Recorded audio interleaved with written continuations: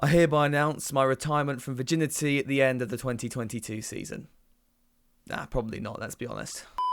Hey there guys, I'm Will, welcome to FP1, and a very sad day for our sport, as Sebastian Vettel has announced his retirement from Formula 1 at the end of the season. I thought it might be apt then to take some time to look over his career, relive his highlights, and remind ourselves of what will be missing from the German from 2023 onwards.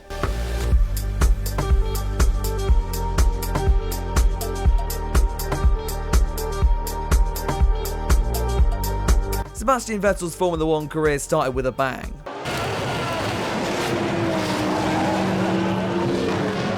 Yeah, I wasn't kidding. Following Robert Kubica's flying lesson in Canada, he would be cleared unfit to race for the next round of the 2007 season in Indianapolis.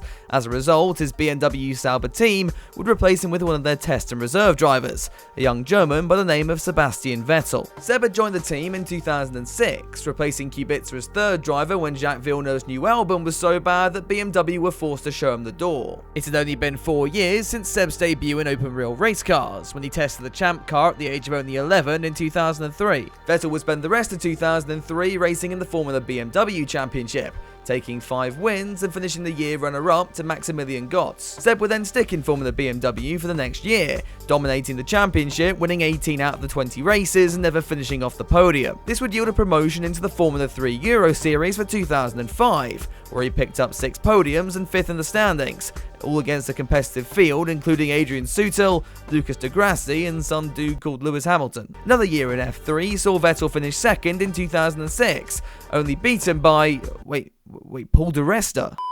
That embarrassment aside, Vettel would start a full-time campaign in Formula Renault 3.5 in 2007, before getting his F1 call-up midway through the season. So how was Vettel's debut?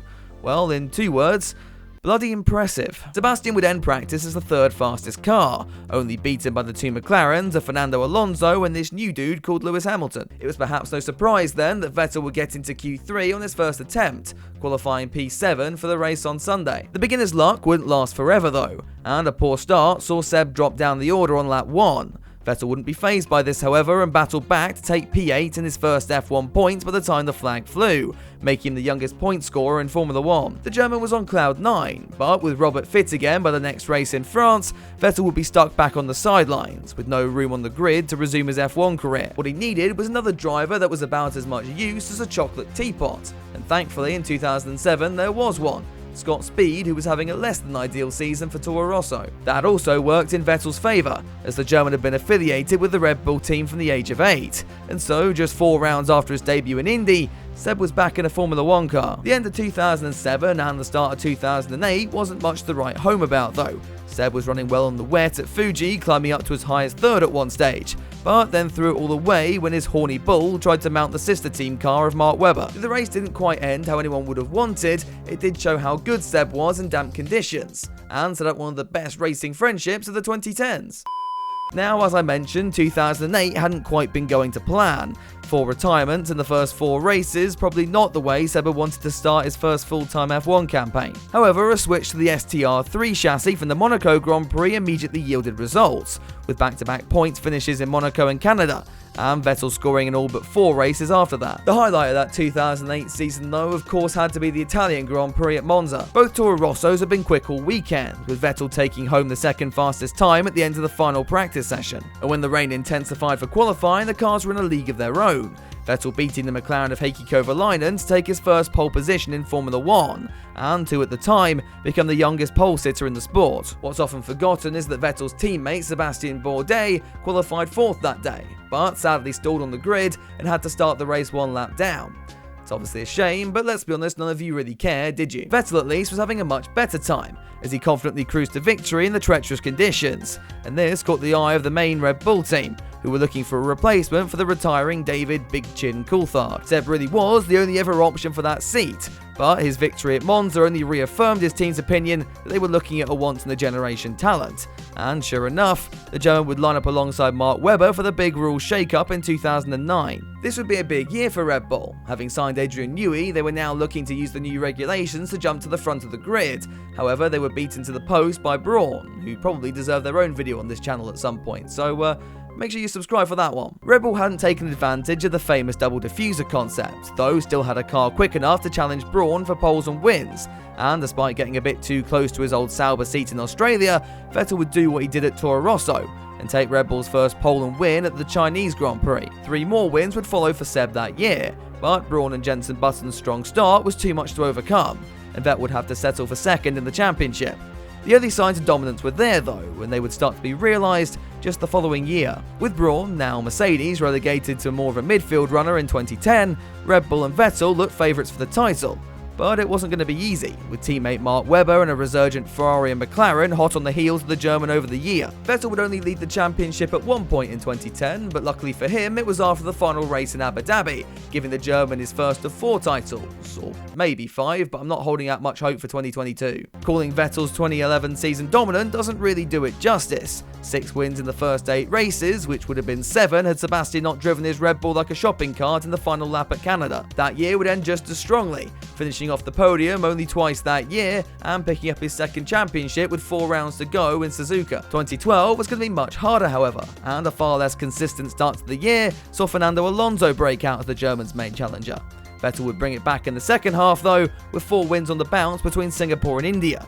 And despite brawling with B-Tech Senna at the title decider in Brazil, Seb managed to fight back to 6th to claim World Championship number 3. Moving on to 2013, and Red Bull took one look at 2011 and thought, yeah, let's do that again. Vettel would take 9 wins on the bounce to close off the season, securing the record for the most consecutive race wins, and perhaps more importantly, his 4th world title.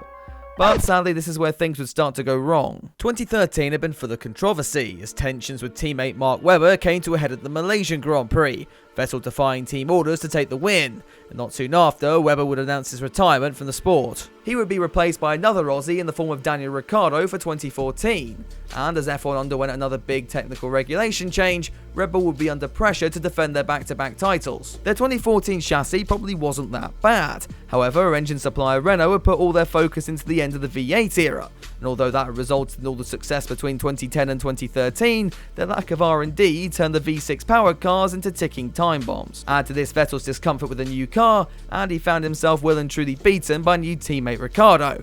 And as the focus began to shift away from the German, he would call time on his career with Red Bull and move on to pastures new: Ferrari. This move was confusing for some. The Scuderia had just had one of their worst seasons in its history in 2014, while Red Bull looked to be the best of the rest after Mercedes.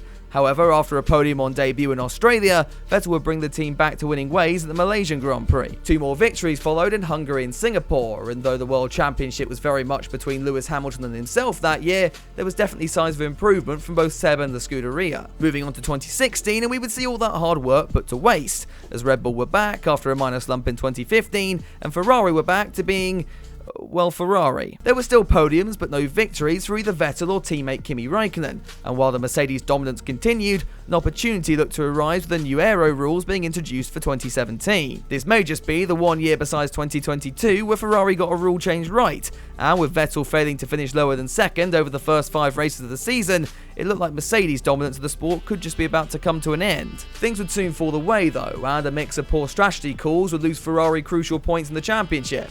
But hey, there's always 2018. Except this would be the same story, and alongside the Ferrari pit wall, Sebastian was also beginning to make mistakes as well, the most famous of which being when he crashed out the lead in his home race, just as the rain was beginning to come down, conditions he was once considered to be the master of. The arrival of Charles Leclerc in 2019 spelled the beginning of the end for Vettel's time at Ferrari, and though one final victory came at the Singapore Grand Prix that year, it was fairly obvious where the future of the team was headed. Cut to the start of the 2020 season, and before the first round was even underway, it had been revealed that Sebastian would leave Ferrari at the end of the year. Add to this a car that was about as quick as Leclerc's singular brain cell, and you've got a pretty sad end to the German's tenure at the team. Many at this stage thought Seb would call time on the sport, but the German was by no means finished, signing with Aston Martin for the 2021 season. That car was never going to be able to challenge for the wins and podiums that Seb wanted, but at times in the season, we did get to see the flashes of brilliance that took him to those 4 world titles at the beginning of the 2010s. Take for instance Baku, where he coped with a frantic red flag restart in the closing laps to claim the team's maiden podium,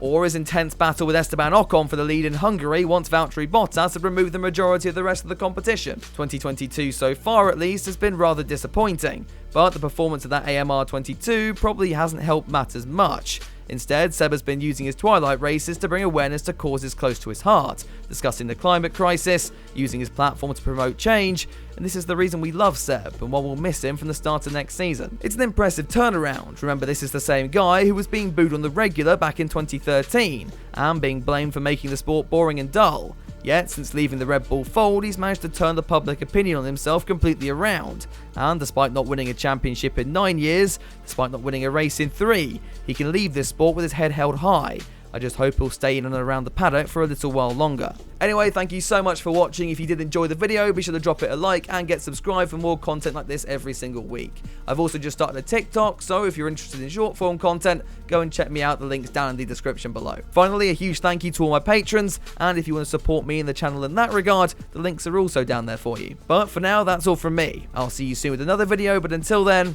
have a good one.